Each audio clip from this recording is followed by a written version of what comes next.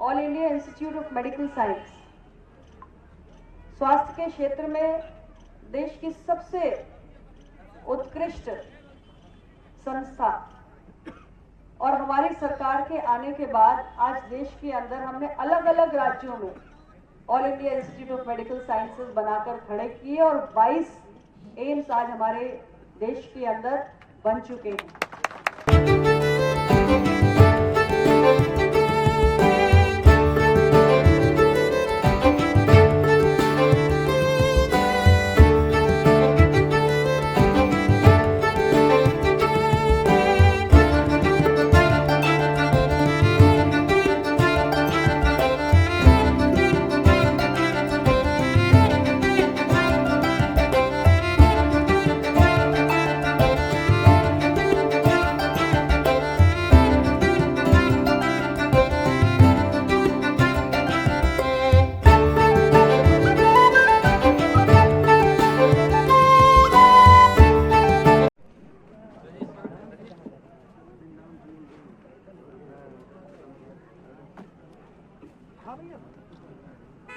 Shiv Krishna multi speciality hospital के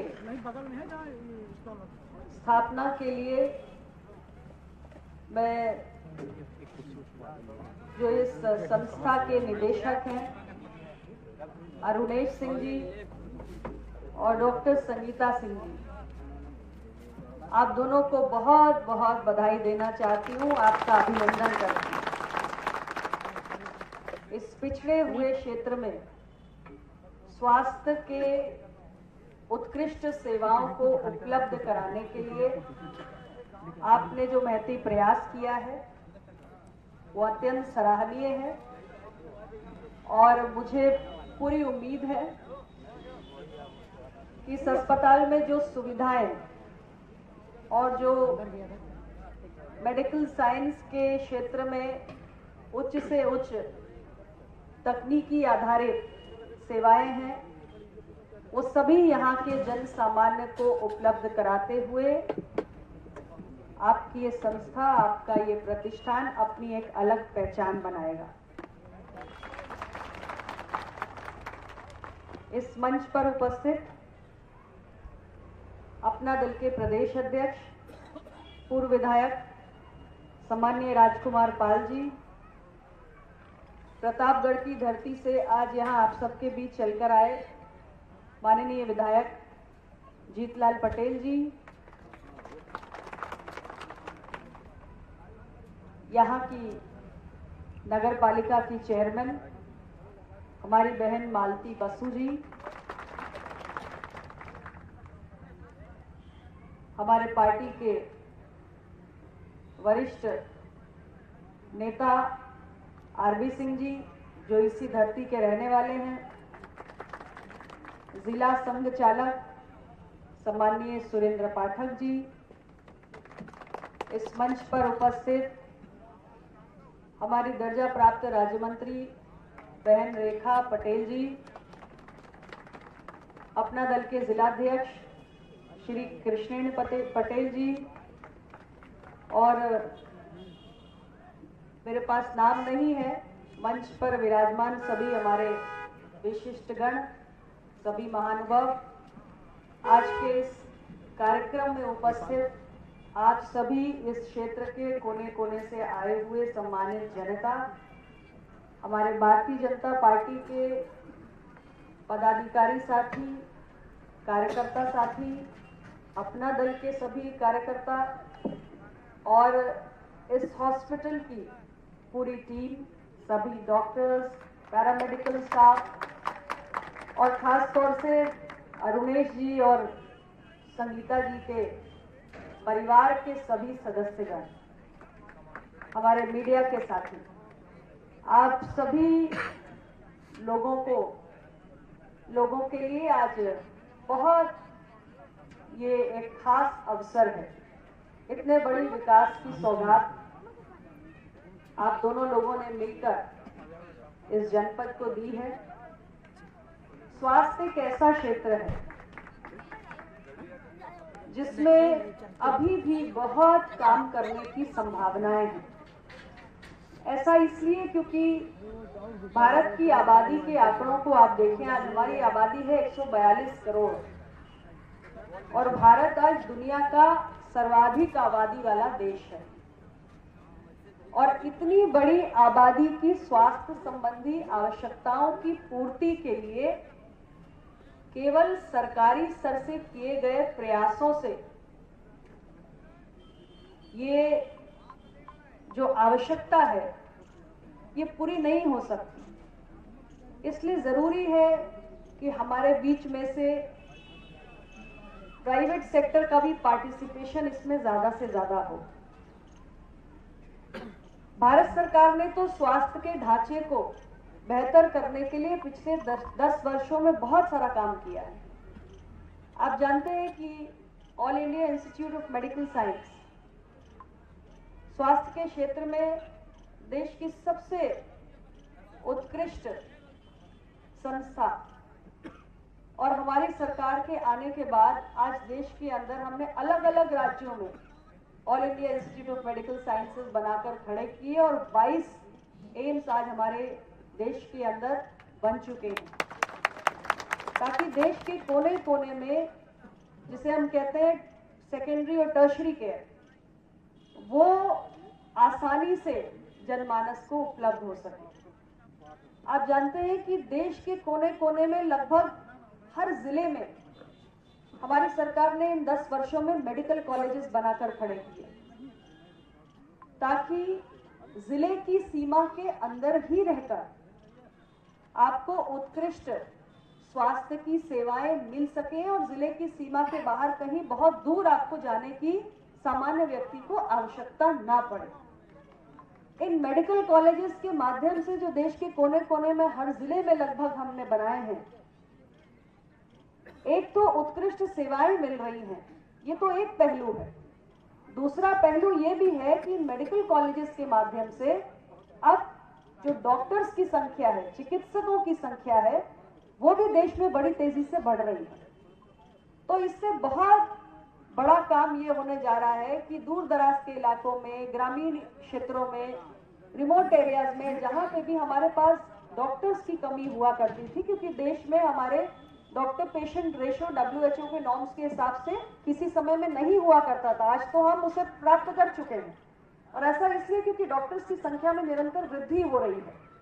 तो आप सोचिए कि आने वाले समय में जैसे जैसे MBBS के और PG के बच्चे पढ़ाई करके निकलेंगे, तो हमारे देश में बड़ी संख्या में डॉक्टर्स होंगे, जो आबादी की, इतनी बड़ी आबादी की, जो 142 करोड़ आबादी की स्वास्थ्य संबंधी आवश्यकताओं को देश के कोने कोने में रहकर पूरा करेंगे। तो ये भी एक बहुत बड़ा काम हुआ। सरकार ने लगातार MBBS की सीट्स में भी वृद्धि की है और PG की सीट्स में भी वृद्धि की है।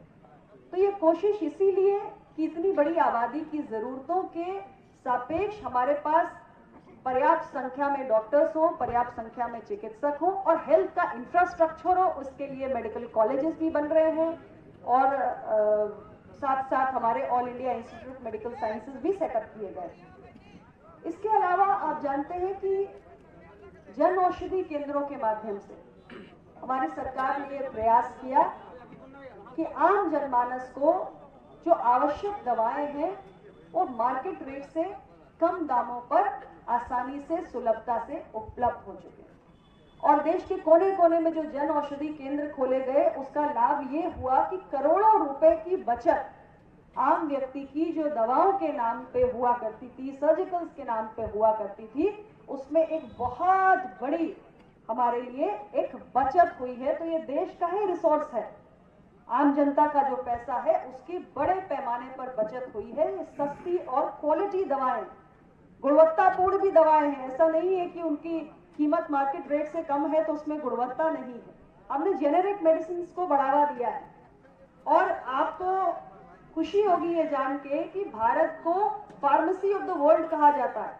पूरी दुनिया में 60% वैक्सीन की जो डिमांड है उसकी पूर्ति हमारे देश की फार्मास्यूटिकल कंपनीज कर रही है और 20% तो जेनेरिक दवाओं की मांग है पूरे दुनिया में, उसकी पूर्ति भी भारत की फार्मास्यूटिकल कंपनीज कर रही है। तो हम फार्मेसी ऑफ द वर्ल्ड भी है और जेनेरिक दवाओं को हमारी सरकार ने देश के अंदर भी बढ़ावा दिया है। तो इन जन औषधि केंद्रों के माध्यम से हम मार्केट रेट से काफी कम दामों पर सस्ती दवाएं भी उपलब्ध कराने का काम देश के आम जनमानस तक कर रहे हैं।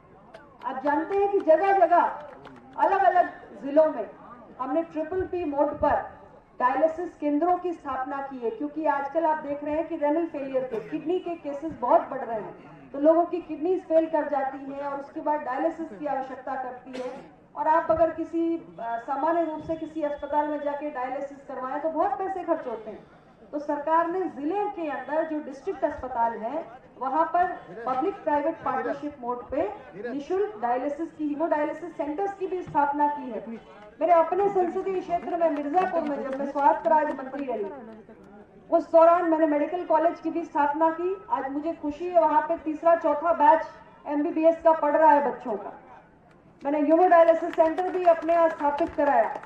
तो ऐसे बहुत सारे इनिशिएटिव्स हैं जो स्वास्थ्य के क्षेत्र में हमारी सरकार लगातार ले रही है। आप जानते हैं कि उत्तर प्रदेश में हमारे पास अब 2 एम्स है। हमारे पास रायबरेली में भी एम्स है और गोरखपुर में भी एम्स है। किसी स्टेट के पास 2 एम्स नहीं है, लेकिन उत्तर प्रदेश की आबादी को देखते हुए 26 करोड़ की आबादी है, तो एक आपके वेस्ट में एक ईस्ट में, यानी दोनों जगह हमारे यहाँ हमारे राज्य के अंदर 2 all India institute of medical science स्थापित किए गए। तो स्वास्थ्य के क्षेत्र में निरंतर बहुत सारा काम हुआ है।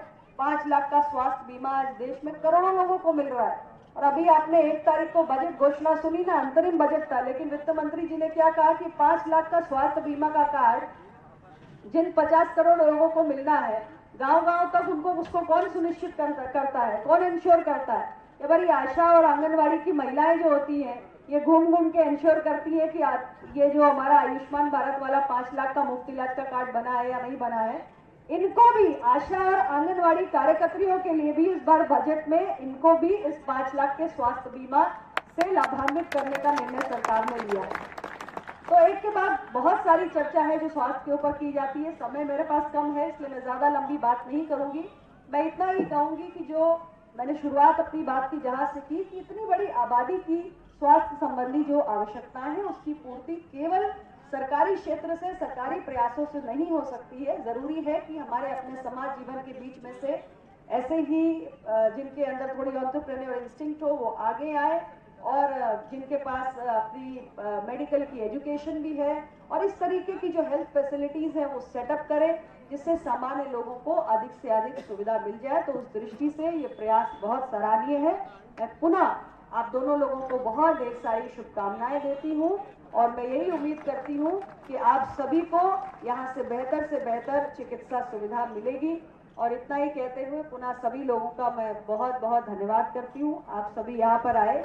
आज मैं आपके बीच फतेहपुर से होकर आ रही हूँ। हमारे पार्टी का बहुत बड़ा वहाँ पर लगातार आप जानते हैं कि चुनाव आ रहा है, तो इसलिए पार्टी के संगठन के कार्यक्रम बढ़ रहे हैं। तो हमारी बहुत बड़ी जनसभा फतेहपुर में थी और वहां से थोड़ा जल्दी ही निकलते हुए, आमतौर पे हमारे जनसभाएं 4 साढ़े 4 बजे तक चलती हैं, लेकिन आज 2:30 बजे बड़ी संख्या में वहां लोग इकट्ठा हुए थे, लेकिन 2:30 बजे ही वहां से निकले हम लोग ताकि आप लोगों के बीच में पहुंच सके और आपको ज्यादा देर प्रतीक्षा न करनी पड़े और यहाँ से अब फिर हमें बहुत लंबा सफर तय करना है। तो मैं एक बार फिर आप सभी को हृदय से आभार व्यक्त करती हूँ कि आप सभी यहाँ पर आए और आपने इनका मनोबल बढ़ाया।